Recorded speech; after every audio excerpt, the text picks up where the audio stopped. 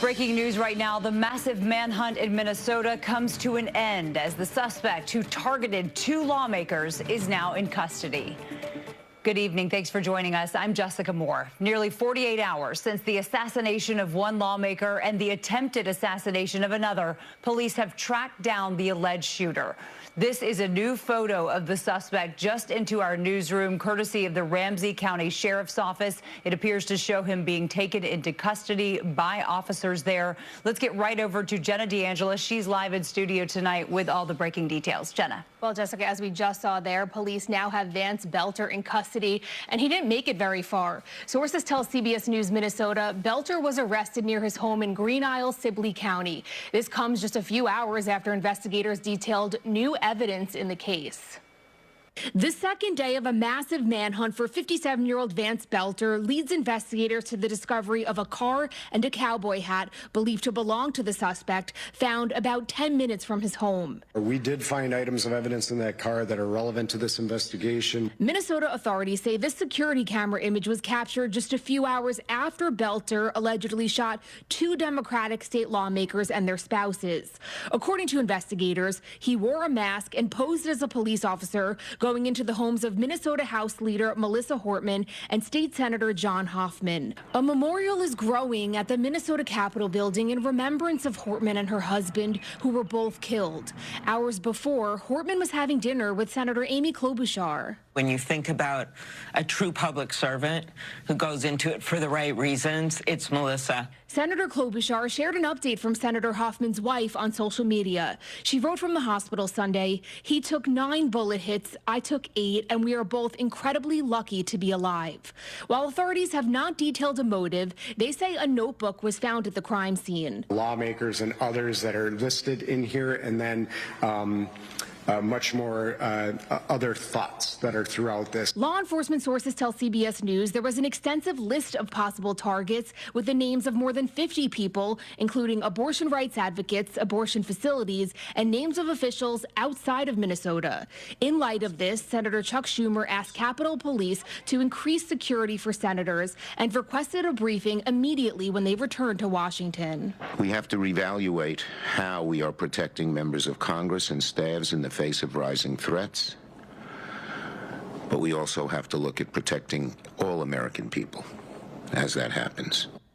And now that the manhunt is over, we're awaiting another update from officials in Minnesota to learn more on how the suspect was found and what charges he will face. Jessica? Big sigh of relief for everyone in the Minneapolis area. Thank you so much, Jenna. And we will have another.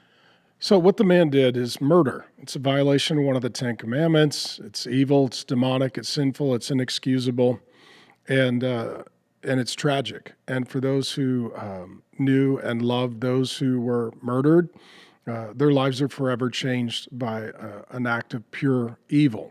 Let's just be clear about that.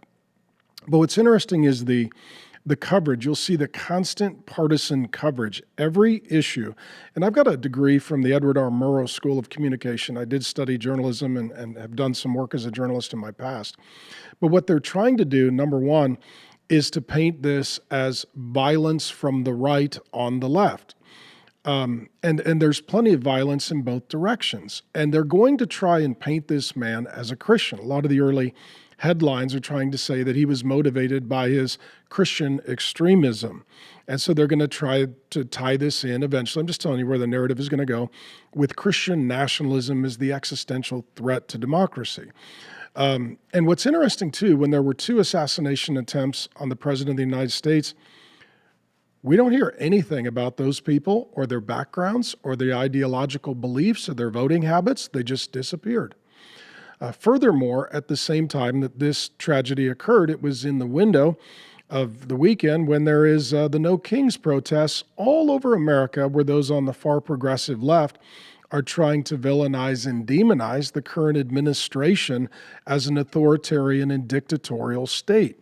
What they're painting the current administration as is evil. Well, if someone is wrong, you can ignore them. If someone is evil, you're morally responsible to stop and to end them.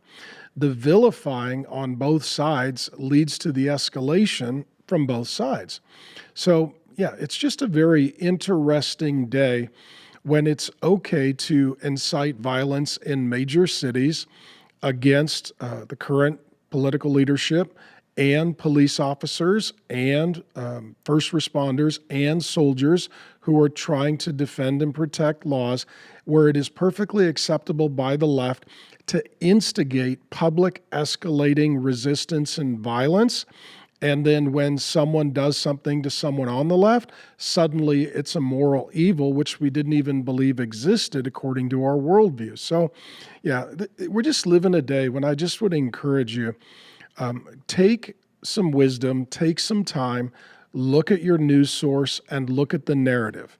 This man is going to be presented as a Christian extremist, Christian nationalist, pro-life murderer, and they'll try and project on one man who is evil and wrong, everyone and everything painted with the same broad brush so that they can use lawfare to eradicate religious freedom and to silence those on the political right.